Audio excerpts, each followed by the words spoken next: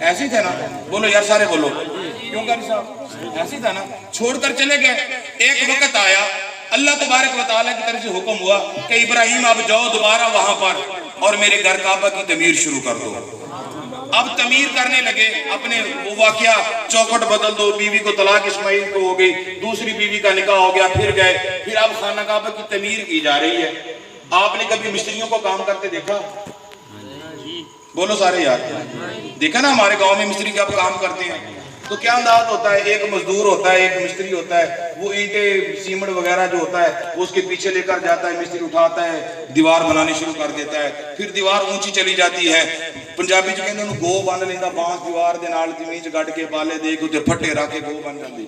بولو یار ایسے ہوتا ہے؟ حضرت ابراہیم خلیل اللہ علیہ السلام خانہ کعبہ کی تعمیر کر رہے ہیں، اسماعیل پتھر اٹھا رہے تھے، پتھر لا کے دے رہے تھے، اسماعیل مزدوری کر رہے تھے، ابراہیم جو ہے وہ مستریوں کا کام کر رہے تھے اور ساتھ دعائیں کر رہے تھے کہ یا اللہ ہم تیرے گھر کعبہ کو بنا تو رہے ہیں، تعمیر تو کر رہے ہیں، اس کو آباد کرنے والا بھی ہماری نسلوں میں پیدا کر دینا۔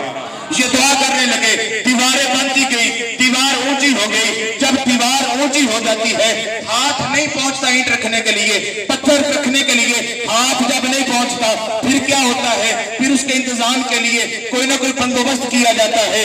حضرت ابراہیم حضرت اسماعیل سے کہہ رہے ہیں کہ اسماعیل وہ سامنے دیکھ، وہ ایک بڑا پتھر پڑا ہے، جی یہ بہادر پڑا ہے، میں دیکھ رہا ہوں، پر میں جلدی کرو اس پتھر کو اٹھاؤ۔ اس پتھر کو اٹھانے لگے، دیکھنے میں بڑا پتھر تھا، ایک بندہ نہیں اٹھا سکتا۔ حضرت اسماعیل نے کبھی پتھر کی طرف دیکھتے ہیں، کبھی اپنے والد کی طرف دیکھتے ہیں، کبھی پتھر کی طرف دیکھتے ہیں، کبھی خدا کی طرف دیکھتے ہیں کہ میرے والد کا حکم ہے اس پتھر کو اٹھایا جائے، لیکن میں اٹھا نہیں سکتا، میں کمزور ہوں، یہ پتھر بڑا ہے۔ اتنے میں حضرت اسماعیل کے ذہن میں خیال آ گیا کہ یا اللہ تیری گھر خزانے میں، تیری قدرت میں کون سی کمی ہے؟ اگر تو مجھے اتنی طاقت دیتا، میں پتھر کو اٹھاتا، اپنے باپ کے قریب لے جاتا، میں اپنے پتھر کو اٹھاتا، اپنے باپ کے قریب لے جاتا، باپ کا حکم بھی پورا ہو جاتا اور تیرے گھر کی تعمیر بھی شروع ہو جاتی۔ تیرے گھر میں کون سی کمی ہے؟ اسماعیل کوشش کرتے ہیں، بس اتنا یاد کیا، پتھر کے قریب ہاتھوں کو کیا۔ حضرت ابراہیم فرماتے ہیں میں نے دیکھا، اپنی آنکھوں سے دیکھا کہ اسماعیل کے پتھر کو بھی ہاتھ بھی نہیں لگے تھے، پتھر ہوا میں اڑتا اڑتا اسماعیل کے قریب پہنچ گیا۔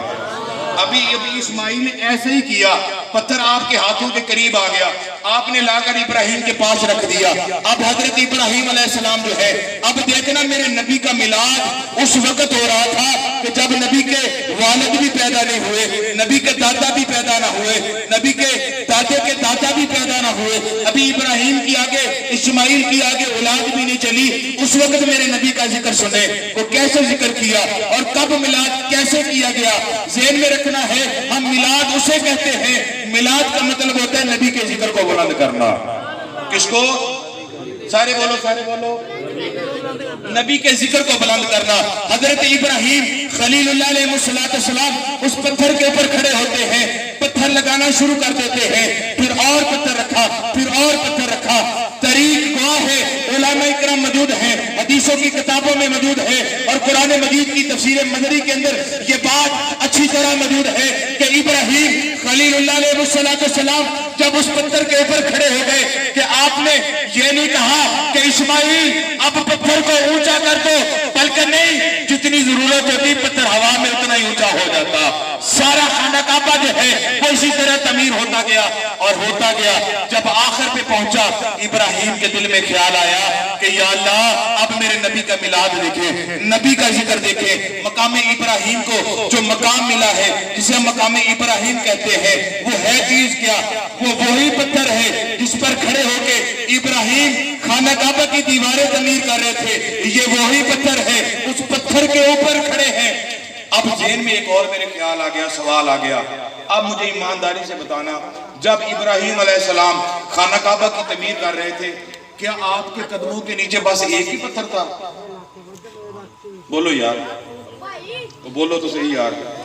نہیں، کافی پتھر تھے، علاقہ پتھریلا تھا، پہاڑ ہی پہاڑ تھے۔ پتہ نہیں ابراہیم کے کس کس پتھر پہ قدم آئے، لیکن خاص مقام اس پتھر کو کیوں ملا؟